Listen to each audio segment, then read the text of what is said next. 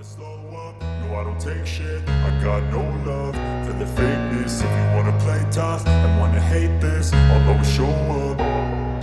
I don't ever slow up, no I don't take shit. I got no love for the fakeness. If you wanna play tough and wanna hate this, I'll always show up and make a statement. I don't ever slow up, no I don't take shit.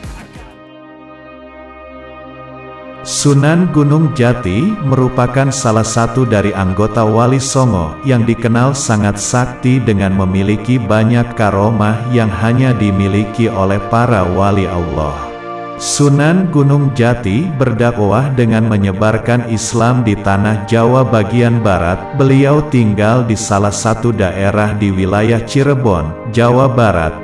Dari daerah inilah Sunan Gunung Jati mulai berdakwah dan mengajarkan ilmu agama Islam. Dalam menyebarkan ajaran Islam di tanah Cirebon, Sunan Gunung Jati memiliki akhlak yang sangat mulia dan dikenal sangat ramah. Penduduk Tatar Pasundan pada saat itu masih banyak yang menganut ajaran Hindu-Buddha dan juga ajaran yang dikenal Sunda Wiwitan ataupun Kapitayan. Selain itu, dalam menjalankan dakwahnya, Sunan Gunung Jati juga memiliki banyak karomah, layaknya para wali Allah lainnya. Karomah Sunan Gunung Jati semuanya bisa dibilang di luar nalar manusia biasa, dan beberapa karomahnya belum banyak diketahui oleh masyarakat luas. Di antara wali Songo yang menyebarkan Islam di Nusantara, nama Sunan Gunung Jati mungkin paling banyak dikenal. Sunan Gunung Jati memiliki nama asli Syarif Hidayatullah dan merupakan salah satu wali Songo keturunan Prabu Siliwangi dari garis ibundanya.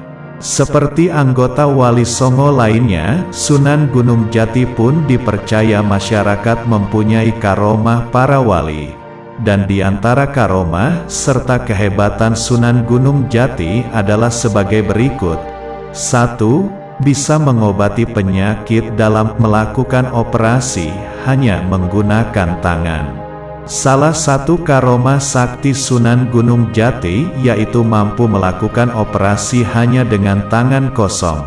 Karomah sakti yang dimiliki Sunan Gunung Jati ini sangat masyhur dan tersirat dalam salah satu naskah Cirebon. Kisah ini bermula dari sepasang suami istri yang mencurigai perut istrinya yang lama-kelamaan membesar seperti sedang hamil. Sang suami meyakini kalau sang istri sedang mengandung, karena kondisi yang dialami istrinya dengan perut yang membesar. Akhirnya pasangan tersebut menemui Sunan Gunung Jati untuk memastikan isi di dalam perut si istri. Dan ternyata saat diperiksa perut sang istri itu bukan kandungan, melainkan penyakit tumor. Dengan karomah yang dimiliki Sunan Gunung Jati, akhirnya beliau membelah perut sang wanita dengan tanpa menggunakan alat apapun. Lalu Sunan Gunung Jati mengambil tumor yang ada di perut wanita tersebut. Setelah dipastikan perutnya yang membesar itu bukan janin.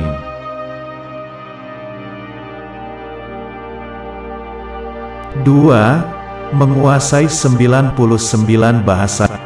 Sunan Gunung Jati juga menguasai 99 bahasa.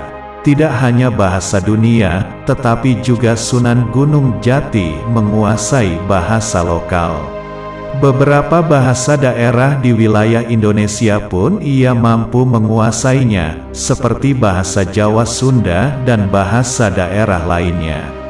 Hal itulah yang dimanfaatkan Sunan Gunung Jati untuk menyebarkan Islam sampai ke wilayah pelosok.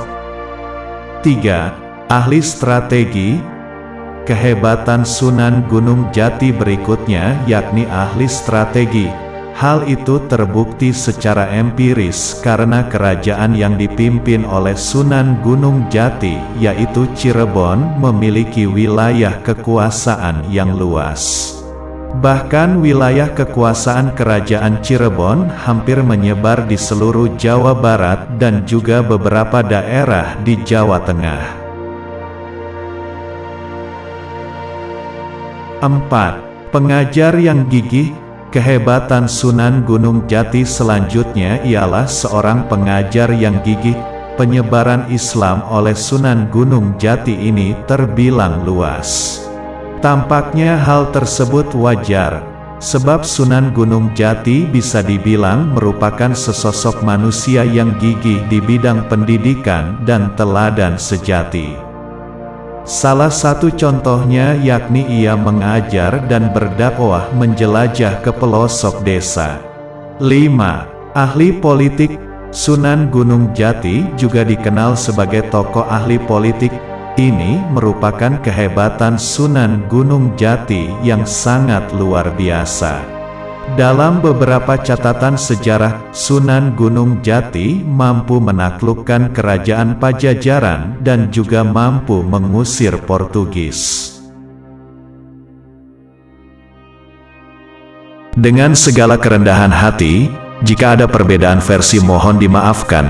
Baiknya ini dijadikan bahan rujukan sehingga kita bisa mengambil hikmah dari kisah ini. Semoga informasi ini bermanfaat untuk kita semua.